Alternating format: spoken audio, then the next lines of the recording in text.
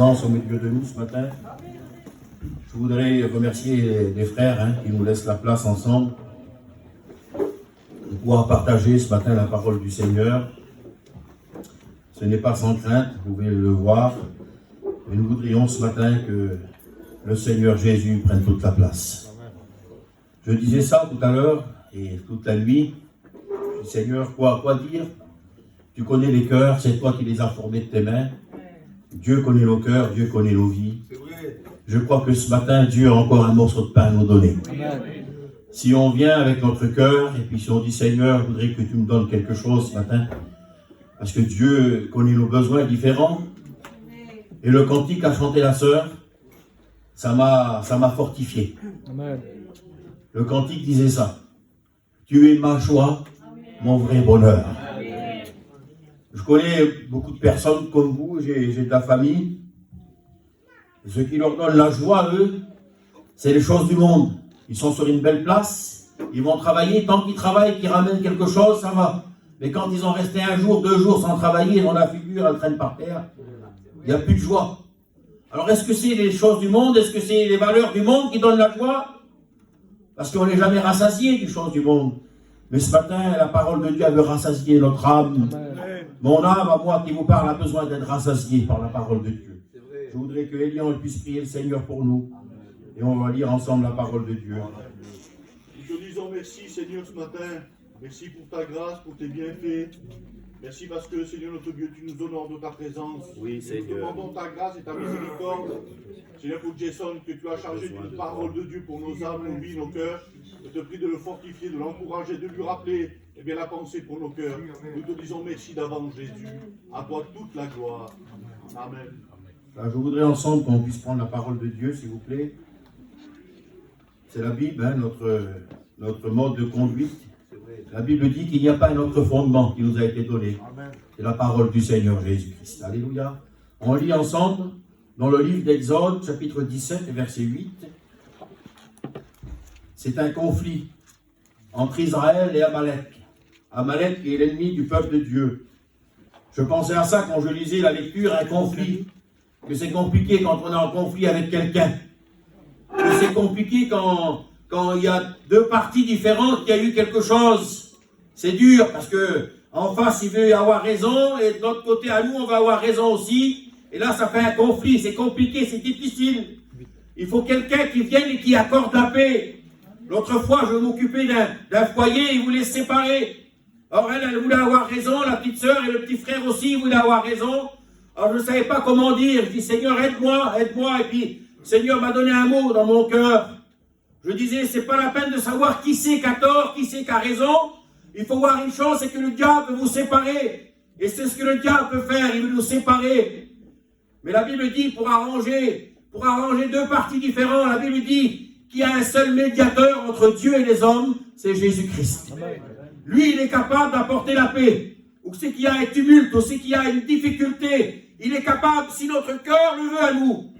Il faut que notre cœur soit en accord avec la Bible. Si on est en accord avec la Bible, alors le Seigneur, il va arranger pour nous les choses. Mais si nous, on veut garder notre position, si on veut rester sur notre piédestal, ça sera compliqué. Mais si on s'humilie, la Bible dit que l'humilité précède la gloire. Et si on s'humilie devant Dieu ce matin, si je reconnais mon état ce matin, alors le Seigneur est celui qui va me relever. Alléluia. On lit la parole de Dieu. Amalek vient combattre Israël à Réphidim. Alors Moïse dit à Josué, choisis-nous des hommes, sors et combat Amalek. Demain, je me tiendrai sur le sommet de la colline, le bâton de Dieu dans ma main. Josué fit ce que lui avait dit Moïse pour combattre Amalek. Et Moïse, Aaron et Hur montèrent au sommet de la colline. Lorsque Moïse élevait sa main, Israël était le plus fort. Et lorsque Moïse baissait sa main, Amalek était le plus fort. Les mains de Moïse étaient fatiguées. Ça arrive. Les mains de Moïse étaient fatiguées. Ils prirent une pierre qu'ils placèrent sous lui et il s'assit dessus. Aaron et Hur soutenaient ses mains, l'un d'un côté et l'autre de l'autre, et ses mains restèrent fermes jusqu'au coucher du soleil.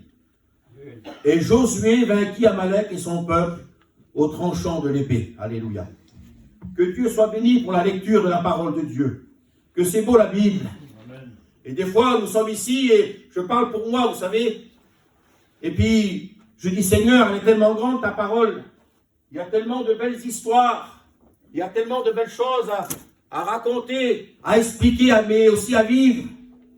Et c'est ce qui va faire la différence. C'est quand on va la vivre, cette parole, qu'elle va apporter du bien dans nos cœurs. Alléluia. Est-ce que vous êtes d'accord avec moi? Nous sommes devant un fait de la parole de Dieu. Et je ne suis pas le plus champion pour expliquer cela, mais nous sommes ici dans une histoire qui a été pour un déclic pour l'armée de Dieu, pour l'armée d'Israël, pour le peuple du Seigneur. Nous avons vu à combien, par sa main puissante, Dieu, à travers Moïse, cet homme de Dieu qui avait été choisi bien avant, alors il va l'employer, et puis le peuple va être sorti de l'esclavage de l'Égypte, ils vont être amenés dans un endroit précis, où Dieu les voulait. Dieu les voulait dans un endroit précis. Et peut-être au début, ils n'ont pas bien fait la différence, peut-être ils ne faisaient pas bien attention à ce que Dieu voulait faire avec eux, mais par la suite, ils ont découvert que Dieu voulait les amener dans un endroit bien précis. Parce que quand Dieu veut s'occuper de quelque chose, il n'abandonne pas l'affaire à moitié. Des fois, moi, je commence quelque chose, j'ai un placard dans la caravane, ça fait à peu près 4 mois que je dois mettre un vis. J'ai commencé et j'ai laissé comme ça. On s'arrête à moitié. Mais quand Dieu fait quelque chose, il va jusqu'au bout. Parce que Dieu n'est pas un homme. Il ne réfléchit pas comme moi. Il ne pense pas comme moi. Il ne donne pas comme moi. Il n'agit pas comme moi. Il agit avec beaucoup d'amour, avec beaucoup de compassion. Il agit avec beaucoup de tact, le Seigneur. Excusez-moi de dire ça, Dieu est très adroit dans ce qu'il fait.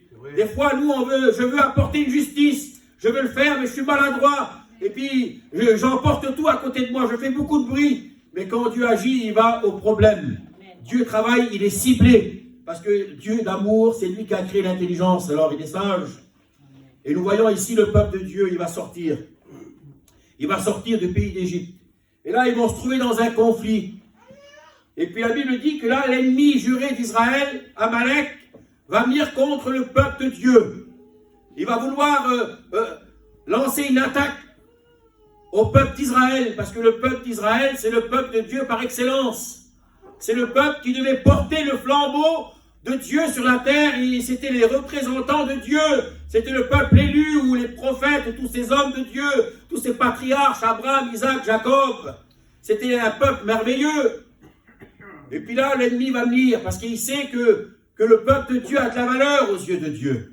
Et tous les peuples autour, tous les peuples qui ont vu Israël cheminer en avançant en direction Canaan, tous ces peuples-là, ils ont été en colère. Tous ces peuples-là, ils ont été jaloux, parce qu'ils ont vu qu'il y avait un Dieu qui prenait le peuple en charge. Il y a plusieurs personnes qui sont sorties du pays, puis là, quand Israël venait dans un endroit, il y a des peuples qui étaient là, qu'Israël leur demandait l'autorisation de passer sur leur territoire. La Bible dit qu'ils ne voulaient pas. Mais quand même, Dieu prenait soin de son peuple. Dans le désert, il a pris soin d'eux. Et là, ils vont se trouver dans un conflit. Et la Bible dit que Amalek, cet ennemi, va venir contre le peuple de Dieu. J'aimerais pas me répéter dans mes mots, mais je voudrais parler avec mon cœur ce matin. Amalek vient contre Israël. Et vous savez que le peuple de Dieu, Israël, aussi nous est représenté comme l'Église. Nous sommes l'Église de Dieu. Est-ce que vous êtes d'accord avec moi? Oui. Nous sommes l'Église de Dieu. On symbolise Israël dans la Bible, mais nous sommes l'Église de Dieu. Et puis, il y a un programme pour nous qui est merveilleux.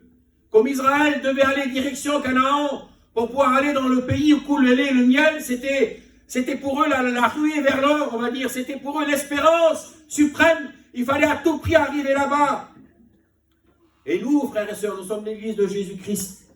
Jésus nous a, par son sacrifice, nous a racheté du monde. Et puis, il y a une direction pour nous, c'est le ciel. Alors, il y a quelqu'un qui est jaloux. Pour nous, ce n'est pas Amalek, mais pour nous, c'est le diable. On a un ennemi juré qui veut nous faire du mal. Il va essayer par tous les moyens de nous arrêter. Parce qu'il sait que nous avons de la valeur aux yeux de Dieu. Est-ce que vous êtes d'accord avec moi? Il sait que l'Église a de la valeur aux yeux de Dieu. Alors, il va essayer de faire tout son possible. Et la Bible dit là qu'il va se passer quelque chose.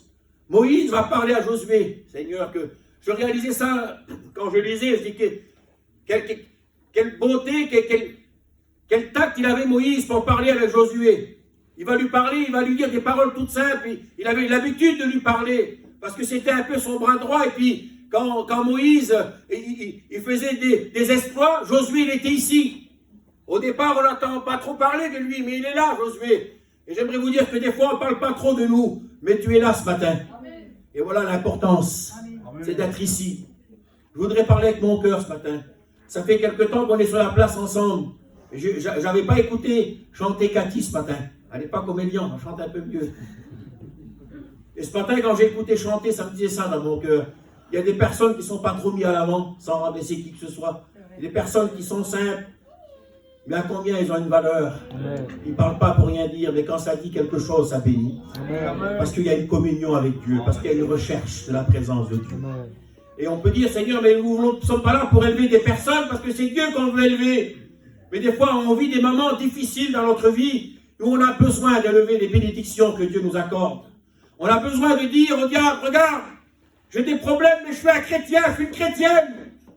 J'ai en moi des valeurs que tu as mis, que tu ne pourras pas enlever. Parce que je suis racheté par le sang de Jésus-Christ. Et la Bible dit que Moïse va parler à Josué, et puis Josué va prendre en considération les paroles. Et je voudrais ce matin qu'on prenne en considération la parole de Dieu. Pas parce que c'est moi qui prêche, je vais vous décevoir, mais parce que Dieu veut nous transmettre un message.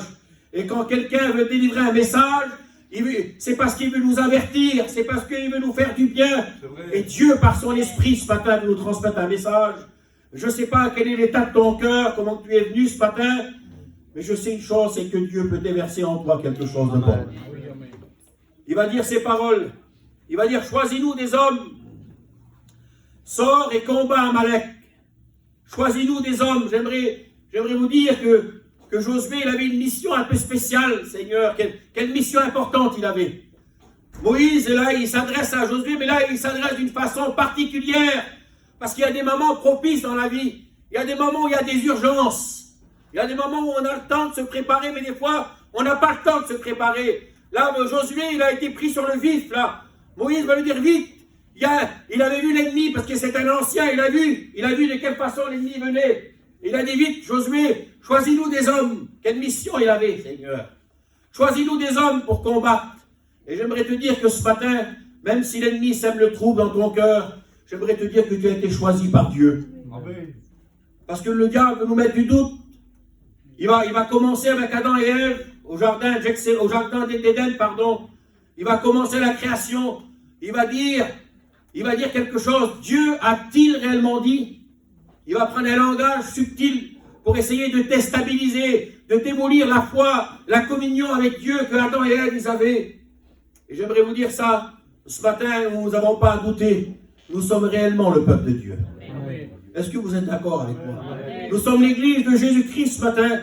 Et je ne voudrais pas partir de droite, de gauche, mais nous avons compris ce matin à travers les chants, vous avez vu cette présence qui vient et qui nous fait pleurer. Alors qu'est-ce qui se passe alors? Est-ce que c'est un sentiment humain? Non, c'est un sentiment divin. Ça veut dire que Jésus-Christ agit par son esprit dans son église. Nous sommes habités par le Saint-Esprit, nous sommes le corps du Christ. Et quand il y a une manifestation, quand il y a quelque chose dans le corps du Christ, quand il y a un chant, quand il y a une parole, quand il y a un mot, alors Dieu se manifeste et le cœur de Dieu se réjouit parce que ça plaît à Dieu de voir son église bénie. Parce que le diable, il est malin, c'est un voleur. Il vole la joie. Il nous vole notre joie. Il nous vole notre motivation des fois. Mais il est vaincu au nom de Jésus-Christ. Parce que la joie de l'Éternel est ma force. Et Dieu va apporter un réconfort à nos cœurs ce matin. Il dit ces paroles, choisis-nous des hommes. Nous sommes ici devant un choix. Il fallait qu'il fasse un choix. Josué, il fallait qu'il choisisse. Et comment qu'il devait faire attention? Parce qu'il ne voulait pas choisir n'importe qui. Il ne voulait pas choisir n'importe qui des fois, mais là, il fallait qu'il fasse confiance. Alors il a choisi des hommes. Et puis ces hommes-là, ils ont combattu dans l'armée. Et puis toi qui es là ce matin, c'est vrai que Dieu t'a choisi. Mais dans le combat ce matin, parce que nous sommes des soldats ce matin, il faut que tu fasses aussi un choix. Il y a un choix à faire. C'est pour ça que la Bible dit, dans l'épître à Timothée 6,12, il dit ces paroles. Il dit combat, le bon combat. Le bon combat de la foi. Et je réalisais ça, je dis Seigneur, pourquoi est-ce que l'apôtre Paul écrit ces mots, combat, le bon combat? Parce qu'il y a un mauvais combat. C'est pour ça que l'apôtre Paul, avec des mots bien précis, il avertissait son étudiant Timothée. Il disait combat, le bon combat. En voulant dire, ne te trompe-toi pas Timothée. Ne te trompe pas de combat parce que le diable il est fin. Et la Bible dit que nous n'avons pas à lutter contre la chair et le sang. C'est-à-dire contre nos frères. Mais nous avons à lutter contre les nations, contre les esprits mauvais, contre le monde des ténèbres qui nous entoure, qui veut nous faire du mal. Des fois, on se met des fardeaux sur nous, on se met des poids, on essaye des fois, mais c'est pas comme ça que ça marche. Abandonnons-nous dans les mains de Jésus. Amen. Et si nous voulons combattre, combattons à la façon de la Bible. La Bible dit, l'athlète n'est pas couronné s'il n'a pas combattu selon les règles. C'est-à-dire, c'est comme Dieu le veut, parce qu'on va le voir plus loin que Josué va faire comme Moïse lui a dit pour combattre. Et il y a un mot qui m'a touché ici. Il va dire, choisis-nous des hommes, sors et combat Amalek. Je vais réaliser pourquoi il dit sors. Et puis j'ai imaginé la scène. Je dis, Moïse, il est en haut de la montagne avec le bâton, il intercède, il prie. Et Josué est avec le peuple en bas, il est en train de combattre contre l'ennemi. Et pourquoi il lui dit sors et combat Amalek? Et j'ai réalisé dans mon cœur, Dieu m'a donné cette petite lumière. J'ai réalisé que si jamais l'armée était mélangée avec le peuple, avec les enfants, avec les vieillards, avec les personnes qui étaient là, s'ils auraient sorti l'épée comme ça, ils auraient pu blesser quelqu'un, ils auraient pu blesser un enfant. Le combat, il ne se trouvait pas à l'intérieur, mais le combat se trouvait à l'extérieur. Et le diable voudrait qu'on se trompe de combat. Mais nos ennemis ne seront pas nos frères, nos ennemis ne seront pas devant nous. Notre ennemi, il est dehors. Nous sommes des soldats de Jésus-Christ. Et au milieu de ce combat, on se donne la main les uns les autres. Est-ce que vous êtes d'accord avec moi? Nous sommes dans une armée, nous sommes l'armée de Dieu. Nous ne sommes pas n'importe qui. Le diable voudrait nous faire croire qu'on n'est pas grand-chose. Et c'est vrai que quand on vient devant Dieu, on s'humilie, on n'a pas de mots, il est tellement grand. Qui va rivaliser avec la bonté, avec l'amour de Dieu? On peut que se mettre à genoux et puis lever les mains au ciel. Mais dans tout cela, Dieu nous rend vainqueurs. La Bible dit que je suis plus que vainqueur par celui qui me fortifie. Et si jamais Dieu nous a choisis ce matin, ce n'est pas simplement pour occuper une chaise. Nous avons un combat à livrer. Parce que Jésus revient bientôt. Et nous voulons combattre le bon combat de la foi. Est-ce que vous êtes d'accord avec moi? Il dit ces paroles. Sors et combat Amalek. Après, bon, les pensées, ils peuvent venir.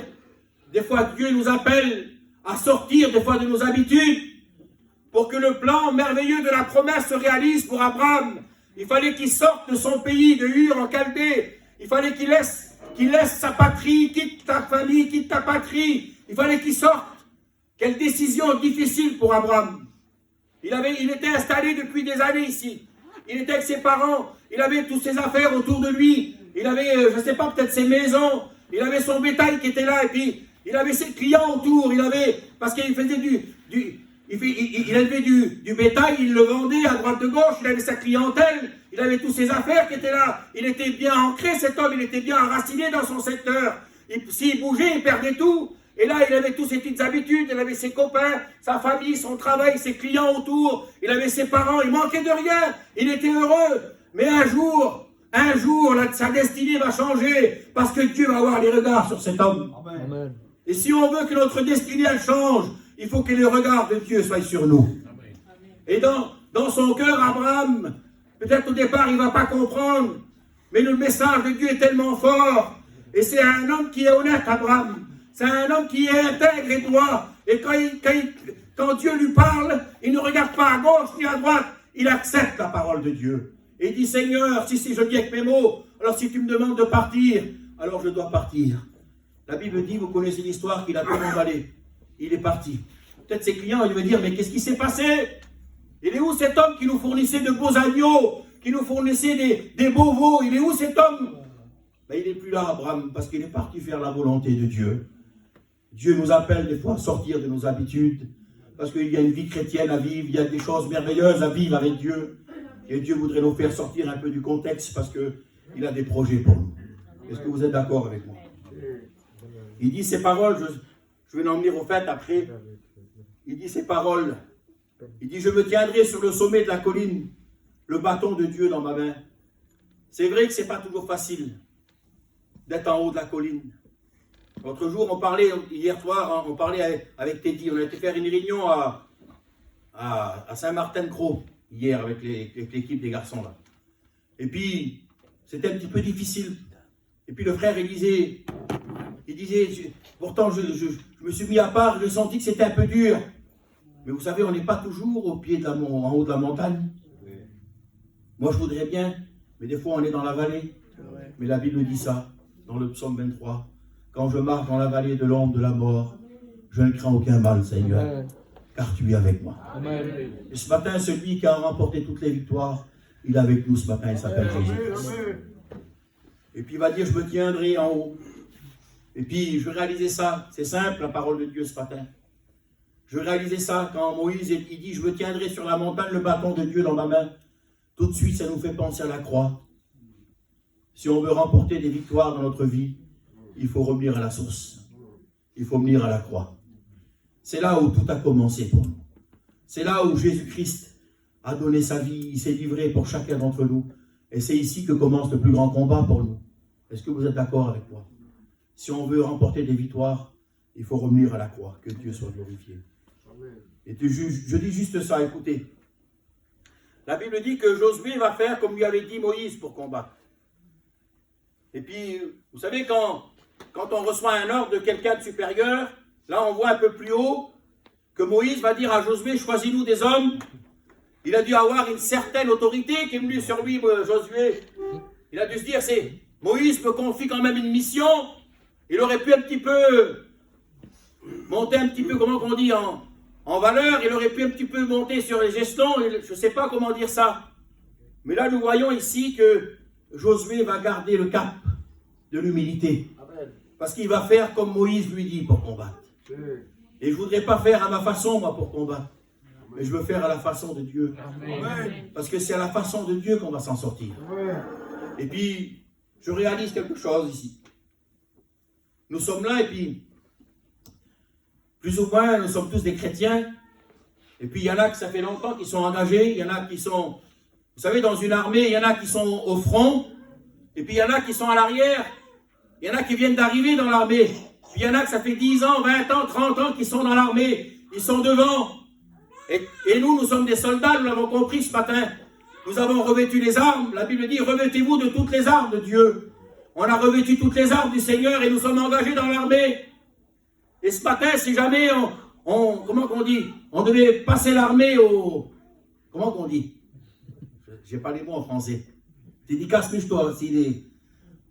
Si jamais on devrait passer l'armée ce matin, tous les soldats, et regarder dans quel état ils sont, alors ceux qui sont devant, parce que l'armure, on ne la voit pas sur nous là.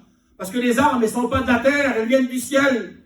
Nous sommes armés par le ciel. Et on a une armure sur nous, peut-être. Nous, on ne la voit pas, les autres ne la voient pas. Mais Dieu la voit, cette armure, elle est sur nous.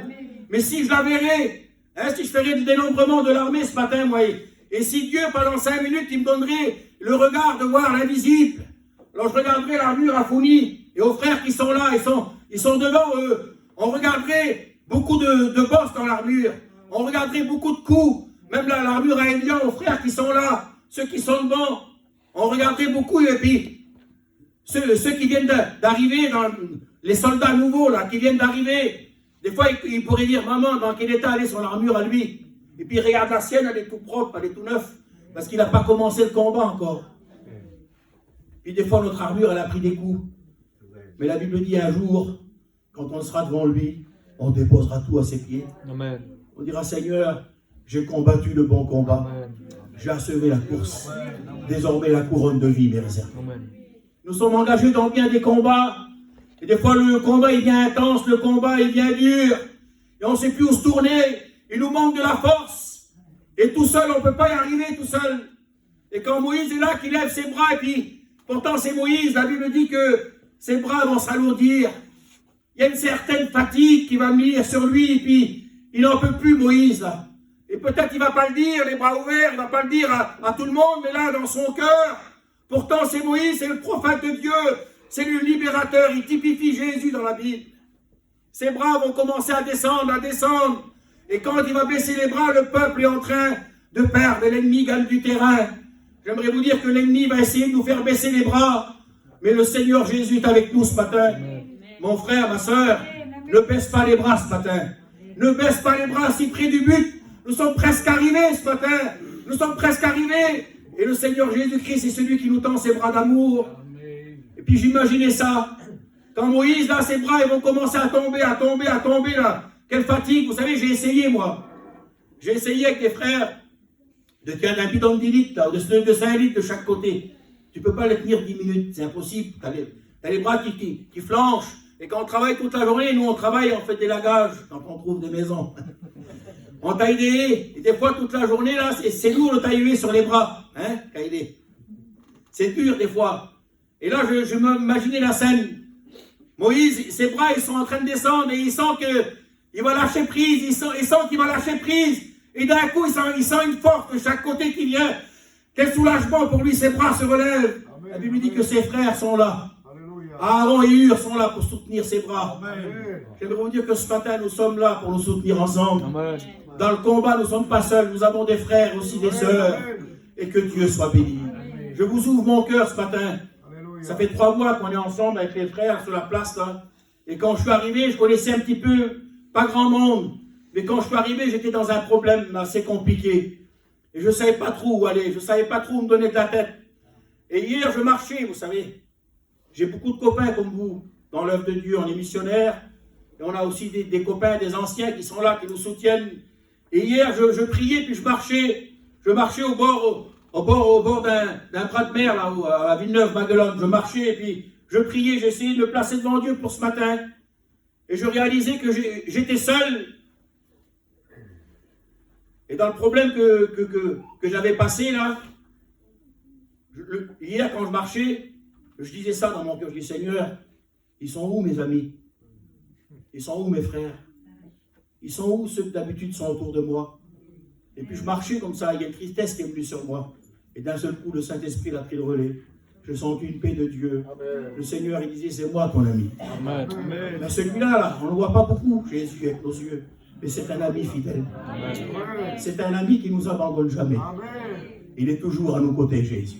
Amen. Et quand on avance dans le combat, des fois ça nous arrive de poser un genou à terre. Alors il vient Jésus. Il met sa main sur notre épaule. Et juste qu'il pose sa main sur nous, la force, elle vient. Parce qu'il est tout puissant. Amen. Donc ce matin, je ne sais pas quelle vallée tu traverses. Mais j'aimerais te dire que Jésus-Christ est avec toi. Amen. Et je finis ce que je voulais dire. Je suis arrivé sur la place. Et puis, c'était compliqué pour moi. Vous savez, des fois, on veut sauver la face, on veut sauver les meubles, des fois. On veut faire celui qui est fort. Je suis arrivé, puis la première semaine, voilà. Et ensuite, j'ai changé de place. Vous savez, 10 mètres, 10, 20 mètres, c'est pas grand-chose. Mais des fois, ça fait la différence. Quand on est loin des frères, c'est dur de vivre tout seul. J'ai pris ma caravane, je me suis mis en haut. Et tout de suite, ça a changé. Il y a une communion qui s'est faite. Je suis plus vers les frères. Et puis moi, je ne suis pas plus que vous. J'ai l'habitude d'avoir des copains. Je disais ça aux frères l'autre jour. Je dis que c'est triste d'être seul et de ne pas avoir d'amis. J'ai l'habitude, moi, qu'il y ait une équipe de frères d'aller faire des réunions, aller à droite, de gauche. Et là, l'autre jour, c'était reparti. Mon cœur, la joie, elle est revenue dans moi. Amen. On repartit avec les frères faire des réunions à droite, de gauche. Des fois, on n'a pas toujours bien décidé pour aller. Mais on essaye. Allons-y, les frères, allons-y. Et puis quand on était dans l'auto l'autre jour, il y a cette joie que j'avais perdue, elle est revenue dans mon cœur. Amen. Cette joie, elle est revenue, la joie de l'œuvre de Dieu. Amen. La joie de l'œuvre, que c'est beau, Seigneur. Ouais. Il y a des personnes qui regardent l'œuvre de Dieu de loin, qui ne sont pas intéressées à l'œuvre de Dieu. On le voit dans leur comportement. C'est sûr que des fois, ça fait des années qu'on est chrétien. Mais est-ce que notre cœur, il bat pour l'œuvre de Dieu? Est-ce qu'il y a cette étincelle en nous? Est-ce que l'amour des âmes est là? Est-ce qu'on veut faire quelque chose pour Dieu? Qu'est-ce que c'est qui nous pousse? Vous savez, un arbre, il est planté, mais il faut qu'il porte du fruit. La Bible dit, vous les reconnaissez à leurs fruits. Mais c'est quoi les fruits? C'est dans les petits détails de la vie de tous les jours. Est-ce qu'on montre des signes qu'on aime l'œuvre de Dieu? Est-ce que les gens peuvent voir en nous qui veut dire donner envie aux autres des chrétiens? Donner envie aux chrétiens qui sont fatigués, de leur donner des forces pour notre témoignage, pour notre action de vie de chaque jour. Et puis les frères qui étaient autour de moi, ils n'ont pas parlé beaucoup, mais ils m'ont entouré. Voilà ce qui a fait du bien à mon cœur. Des fois sans parler, sans dire quoi que ce soit. Il y a en nous une présence de Dieu. Amen. Et ce matin, le Seigneur, il est présent pour nous bénir.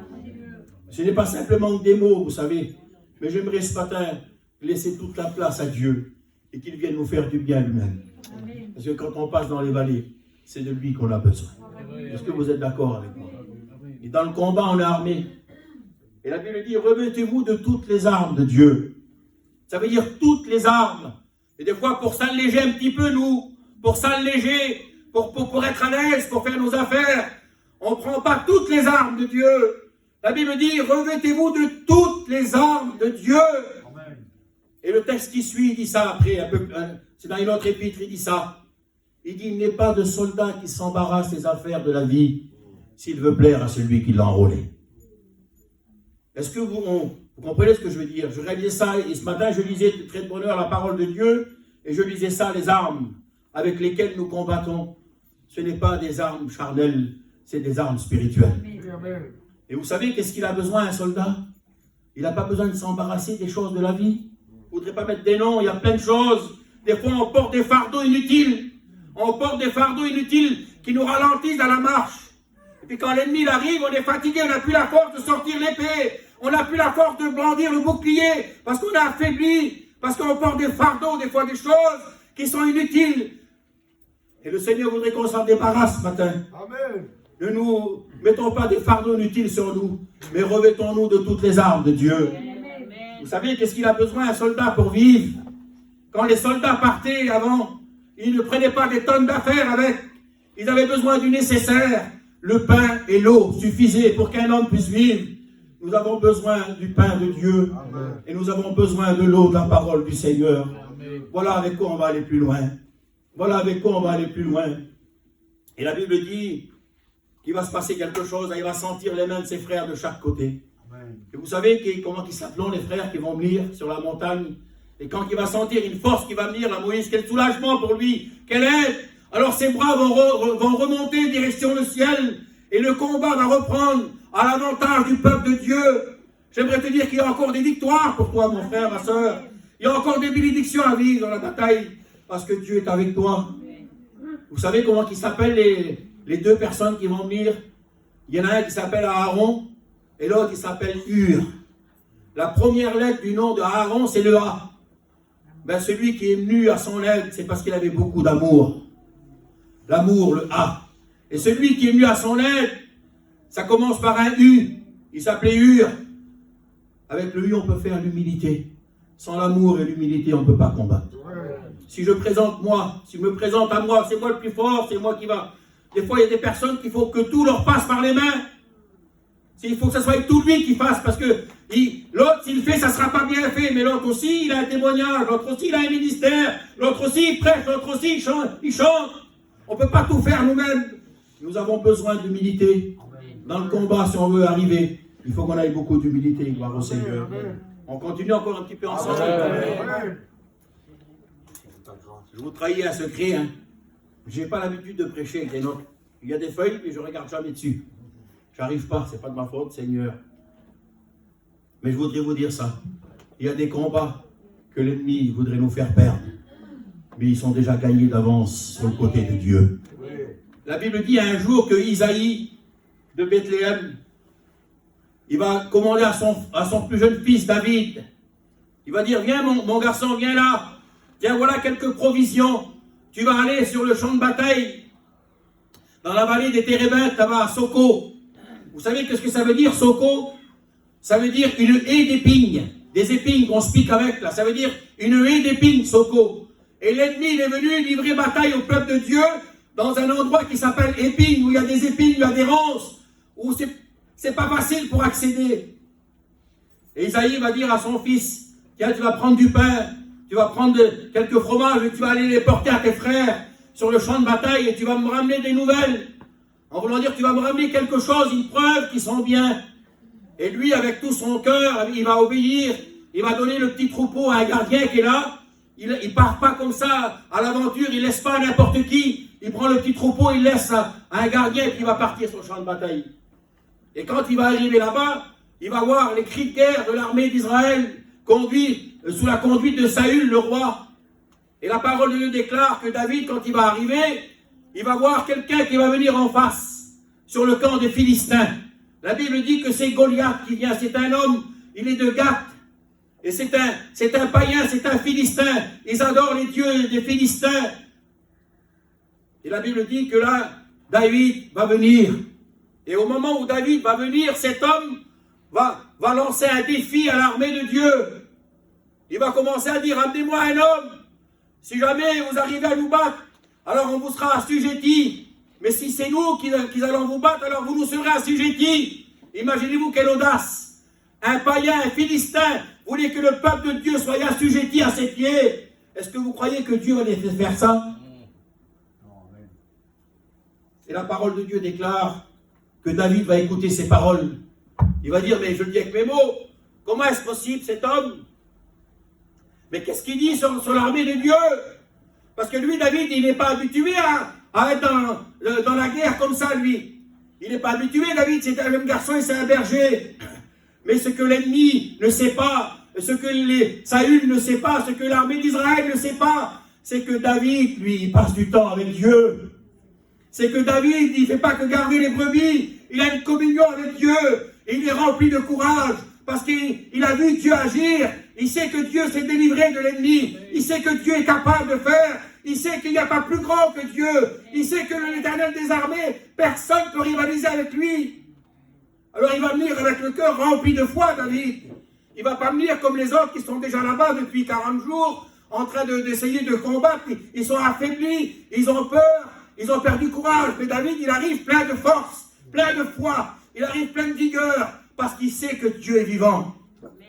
Et le regard de David, quand il va venir, les autres vont voir Goliath comme un géant, ils vont être terrifiés de peur, mais quand David va venir, il va voir un simple homme devant lui, il va voir un ennemi, il ne va pas le juger selon son apparence, mais il sait que Dieu peut le terrasser. J'aimerais te dire qu'il y a des géants dans ta vie, le Seigneur veut le terrasser, et tu peux participer à la bataille. Tu peux le terrasser avec la foi, parce que quand on se présente devant l'ennemi, des fois on a peur, l'ennemi essaie de nous intimider, mais il ne peut rien nous faire, parce que Jésus-Christ est avec nous. Amen. Le frère Gazon m'a expliqué une expérience un jour. Il était dans son camping, et puis avec le respect vaudois, il s'était allongé pour se coucher, pour dormir. Et là, l'ennemi, il est venu. Et puis, il y a une frayeur qui est venue sur lui. Et puis, il a commencé à regarder comme ça, il s'est tourné comme ça, et puis il a vu une silhouette qui était là, qui le regardait, et qui avait une froideur, il y avait une vilaine ambiance, une vilaine présence dans la campine. Et la peur, elle l'a pris, mais il s'est ressaisi. Il a réfléchi. Il a dit, voyons voir.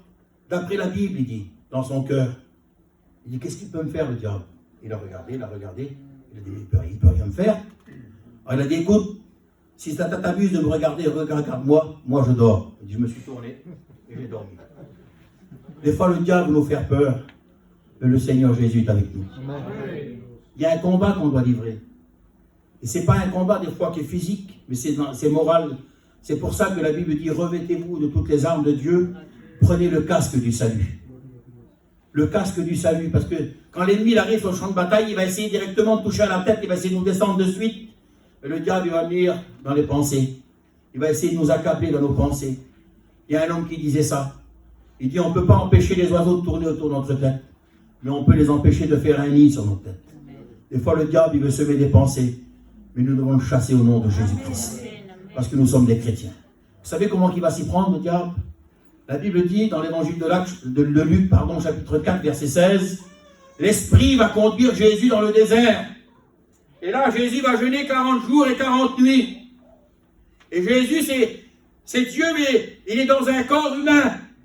Allez l'expliquer ça à des gens qui ne croient pas en Dieu. Il est l'homme Dieu. Jésus, c'est le fils de Marie, mais le Christ, c'est le fils de Dieu. C'est l'homme Dieu, puis il va jeûner. Mais Seigneur, est-ce qu'on pourrait dire, est-ce qu'il a besoin de jeûner, Jésus? Mais Jésus-Christ, il fait des choses parfaites. Il nous montre l'exemple. Et il est parti dans le désert, jeûner 40 jours et 40 nuits. Et la Bible dit que le diable va venir. Il va venir, et puis là, il sait que les ressources humaines de Jésus ont besoin de nourriture. Il sait, il connaît l'humain. Et il va venir, il va employer le même langage que dans le jardin d'Éden. Il va dire, si tu es le Fils de Dieu, ordonne que ces pierres deviennent du pain, en voulant dire, tu as besoin de manger, fais quelque chose, fais un miracle là. Et puis il peut venir vers toi, mon frère. Il peut venir vers toi, ma sœur. Il peut dire, si tu es une chrétienne, pourquoi il t'arrive tous ces problèmes? Si tu es un chrétien, pourquoi il t'arrive tous ces problèmes? Voilà le langage du diable. Si tu es un serviteur de Dieu, pourquoi tu as tous ces problèmes? Et quelle réponse Jésus-Christ? Quelle est belle la réponse de Jésus? Quand il va dire, ordonne que ces pierres deviennent du pain, Jésus va dire, il est écrit, la parole de Dieu. Voilà notre force. Il est écrit, l'homme ne vivra pas de pain seulement, mais de toute parole qui sort de la bouche de Dieu. Quand le diable vient pour nous parler à l'oreille, nous décourager, alors disons-lui, il est écrit. Et c'est quoi ça que je tiens dans mes mains? C'est une arme redoutable. C'est l'épée, alléluia. L'épée de l'esprit qui est la parole de Dieu a fait partie de la panoplie des armes. Et des fois, on ne s'en sert pas, nous. On se sert souvent du bouclier. C'est vrai qu'on a la foi pour être chrétien. On a la foi pour être guéri, pour être sauvé. On a la foi pour transporter les montagnes. Mais le bouclier, là, il sert à barrer les coups. Et des fois, on se contente que de barrer les coups. On tient une position et ça nous suffit de notre vie chrétienne. On n'avance pas, mais on se protège, on se protège. Il serait bon aussi, avec la foi du bouclier, de prendre l'épée et de donner des coups à l'ennemi pour le faire reculer. Est-ce que vous êtes d'accord avec moi? Parce que l'arme, elle est là, elle est disponible, elle est à nous. Et c'est pour nous ce matin. N'ayons pas peur de nous servir des armes que Dieu nous donne. Est-ce que vous êtes d'accord avec moi? Je continue, je finis avec David. Quand il va venir, David, là, il ne va pas avoir la même vision que l'armée. Il va s'approcher. Il va dire, j'irai. Ce païen, il dit, cet homme, il dit, je vais lui faire l'amour, je vais lui faire voir qui est mon Dieu. Il ne va pas se présenter lui-même. C'est vrai qu'il y avait une récompense qui était attrayante. La Bible dit que c'est lui qui va tuer Goliath. Ah ben, le roi Saül va lui donner sa fille en mariage, et puis il va lui donner tout son héritage, en un mot. Il y avait un gain, il y avait quelque chose. Mais David n'était pas attiré par ça. David était attiré par la victoire de Dieu. Et puis il va s'approcher. Vous connaissez l'histoire. Et puis il va essayer. Vous savez, Saül, il va essayer de le protéger. Il va dire, mais t'es un petit jeune garçon. Comment tu vas faire? T'es faible. Comment tu vas faire pour combattre l'ennemi? Vous savez, c'est son langage. Comment tu vas faire pour combattre? Tu es faible. Alors il va essayer de le revêtir. Saül va essayer de revêtir David avec une armure que David n'est pas habitué à combattre. Des fois, on prend des choses sur nous qu'on n'est pas habitué à porter. On prend des choses, on croit qu'on va s'en sortir avec ça. Au lieu de se réfugier en Dieu, on se réfugie dans notre aide à nous. On va essayer de puiser du secours en Égypte. C'est pas comme ça que ça marche. Des fois, on prend des poids sur nous inutiles. On essaye de combattre avec, mais on voit vite qu'on n'arrive pas. Débarrassons-nous du monde, je le dis encore une fois. Il n'y a pas de soldat qui s'embarrasse des choses de la vie, s'il veut plaire à celui qui l'a enrôlé. Nous sommes tels que nous sommes, et David va venir, et puis il va essayer l'armure, là. Saül, il a une bonne pensée peut-être, mais Saül, il n'est plus à sa place.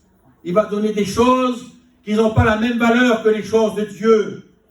David n'avait pas besoin d'être revêtu par la main d'un homme humain, parce que David était revêtu par Dieu, par la puissance du Saint-Esprit. Vous avez oublié?